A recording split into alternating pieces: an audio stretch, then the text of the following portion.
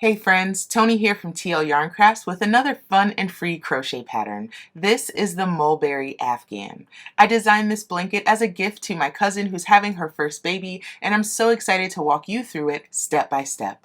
As we crochet together, I encourage you to follow along with the written instructions for the Mulberry Afghan. You can find the free pattern on my blog, tlycblog.com. You can also find the Mulberry Afghan as an all-in-one kit from Lion Brand.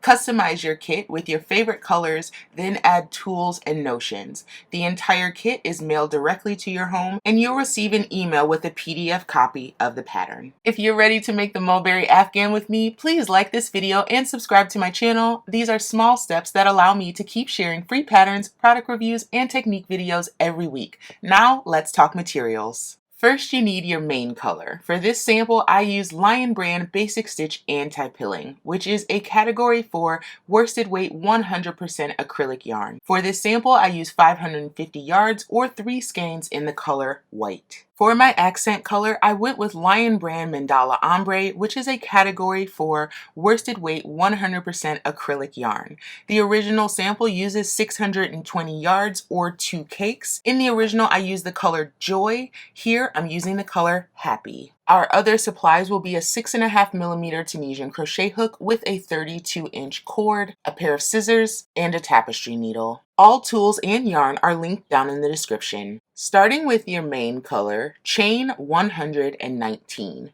You can adjust the width of your blanket by starting with a chain that's a multiple of 4 plus 3. For this demonstration, I'm starting with a much shorter chain, just 27. Once you finish your chain, you'll notice the V's along the front. Rotate your chain to find the bumps on the back.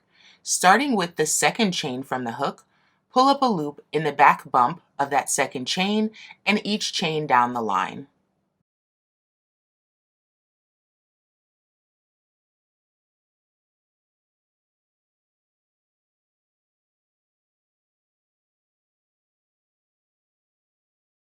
This is called the forward pass on our foundation, and we'll know we did it right if we have the same number of loops on our hook as the number of chains that we started with.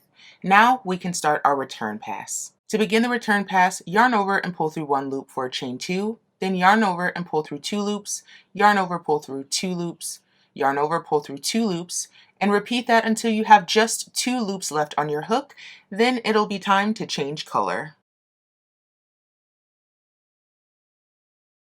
Now that we have just 2 loops left on our hook, we can grab our accent color and find the center pull on this cake. Once you find it, you want to leave a long enough tail to weave in later, then yarn over your hook and pull through the last 2 loops with the new color. You have now changed color.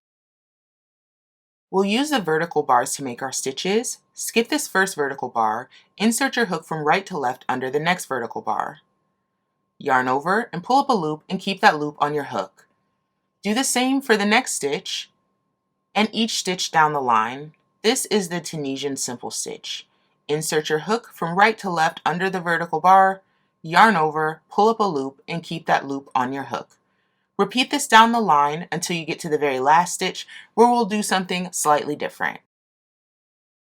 We've made it to our last stitch. Take 2 fingers and pinch the edge of your work. You'll see 2 loops that make up our final stitch. The front loop, and there's a little loop behind it that we'll call the back loop. Insert your hook under both of these loops to complete your final stitch. So with the tip of your hook, shimmy under both of those loops, yarn over, and pull up a loop. To start our return pass, we'll yarn over and pull through 1 loop, then yarn over, pull through 2, yarn over, pull through 2, yarn over, pull through 2 until there's just 1 loop left on our hook.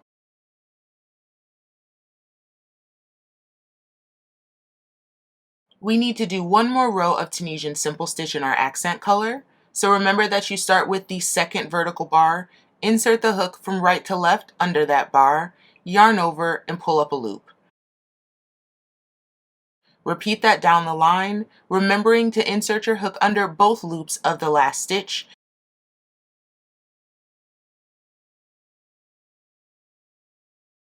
And do your return pass, stopping when you have 2 loops left on your hook.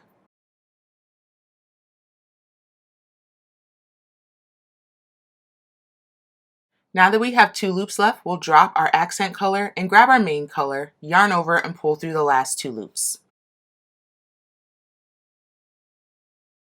Tunisian simple stitch each of the next 2 stitches. Here's 1 and 2. Now we need to make our post stitch. Count down 3 rows. Here's 1, 2, and 3, and we'll need to find both loops of that stitch. That vertical bar is one of the loops, and slightly to the right, we'll find the second loop. We'll insert our hook under both of those loops for our post stitch. To begin, yarn over your hook, insert your hook from right to left under the 2 bars that we identified. Yarn over the hook and pull up a loop, then yarn over and pull through 1 loop, yarn over and pull through 2 loops. With our post stitch complete, we can simple stitch each of the next 3 stitches. So here's 1, here's 2, and 3. Time for another post stitch. Identify your loops 3 rows down, yarn over the hook, insert your hook from right to left under both loops, yarn over, pull up a loop, yarn over, pull through 1, yarn over, pull through 2, and simple stitch each of the next 3. We'll repeat that down the line until we have 3 stitches left.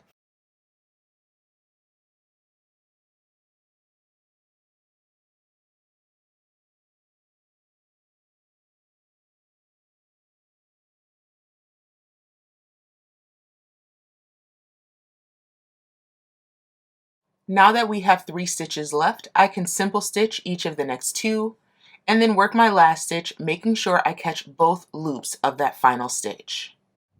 Yarn over, pull through 1, then yarn over, pull through 2 until there are 2 loops left on the hook, and change to your accent color.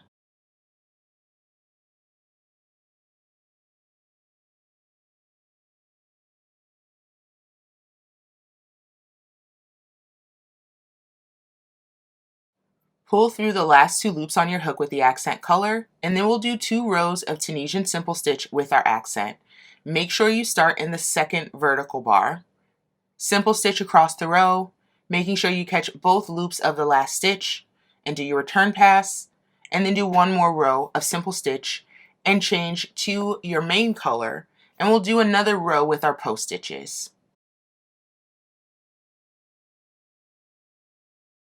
I've completed my 2 rows of simple stitch with my accent color. I can now change to my main color. Yarn over, pull through the last 2 loops with your main color. We'll simple stitch 2 and follow that with our post stitch. Here's 1 and 2 simple stitches and our post stitch.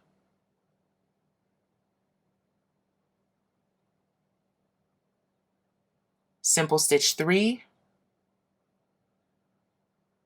and follow that with a post stitch.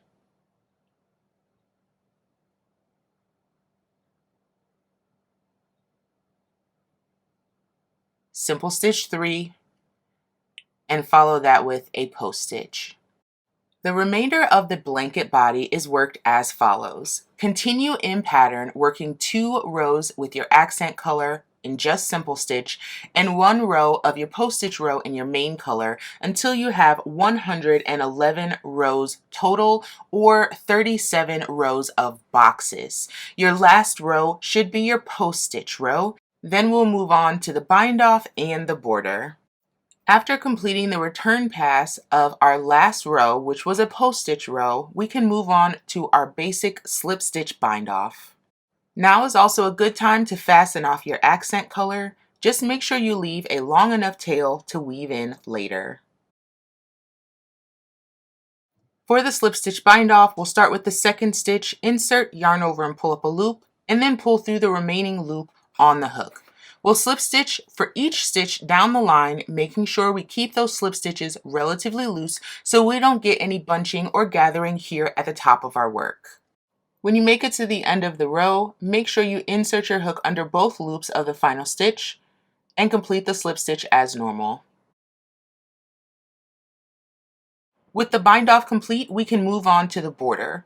Continue using the hook that we've been using throughout the project. Just detach the cord to make it a little bit easier to handle.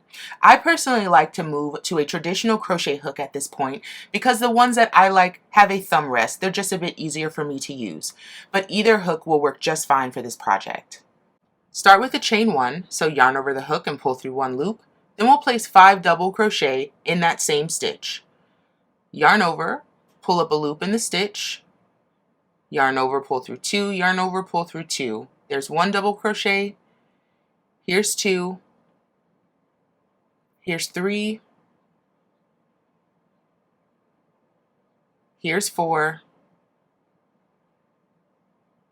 and here's 5, which creates our corner. We'll now double crochet in each row end along the side of our work. Insert your hook under both loops of that row end stitch. Double crochet in the end of each row until you reach the next corner.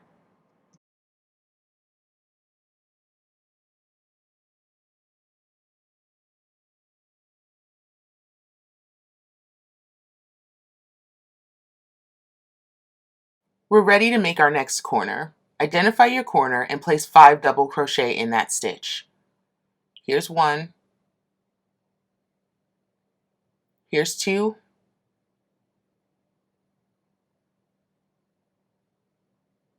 here's 3, here's 4, and 5. Now double crochet in each stitch along the bottom of your blanket.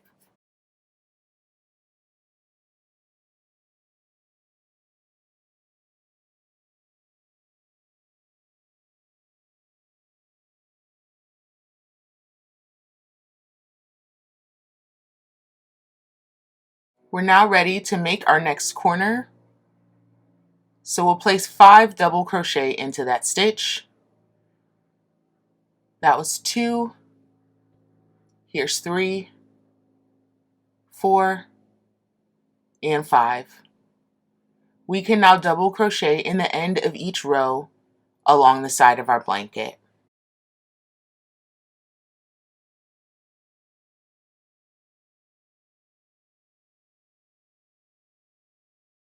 We're ready for our 4th and final corner. Place 5 double crochet in that corner stitch. Here's 1, here's 2, here's 3, here's 4, and 5. And we'll move on to double crochet along our final side, which is our top border. Stop when you get to the first double crochet of the round. We've made it to the beginning of our round, and we can slip stitch in the top 2 loops of our first double crochet to complete that round. Before starting the next round, identify the 3rd double crochet of our 5 double crochet group. It's right here, and either mark it with a stitch marker or just remember where it is. To start our round, we're going to chain 1, double crochet in the same double crochet where we joined, double crochet in the next stitch, and then the next stitch is the 3rd double crochet of our 5 double crochet group, which is now our corner, and place 5 double crochet there. There's 1, here's 2, here's 3, here's 4, and 5. We've created another corner. For the remainder of this round, we'll double crochet until we get to the 3rd double crochet of a 5 double crochet group.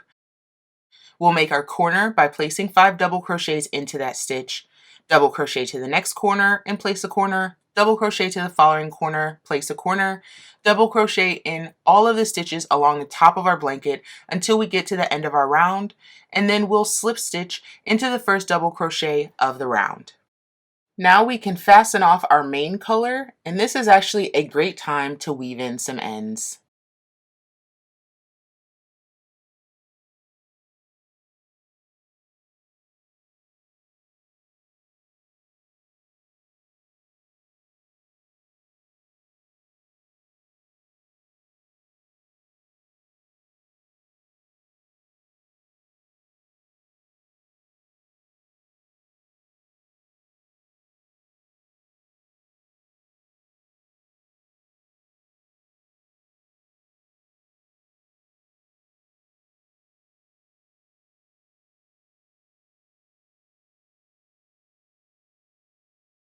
There's one more step to our border, so rotate your blanket so you're working along the bottom edge.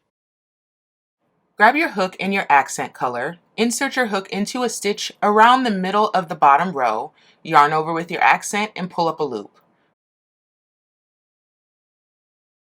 We'll now slip stitch in each stitch around our blanket, being sure to keep our slip stitches fairly loose so we don't get any gathering or bunching around our border. This final round is an accent to bring some of the accent color from the body of the blanket into the border and tie the whole thing together.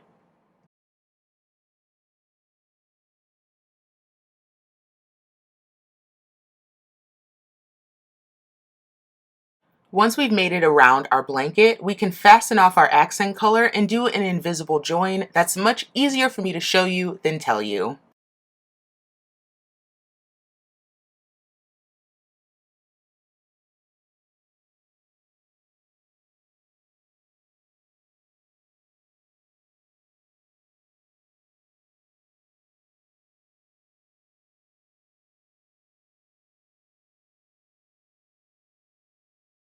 Now to weave in these final two ends, which I do a little special to make sure they stay relatively invisible.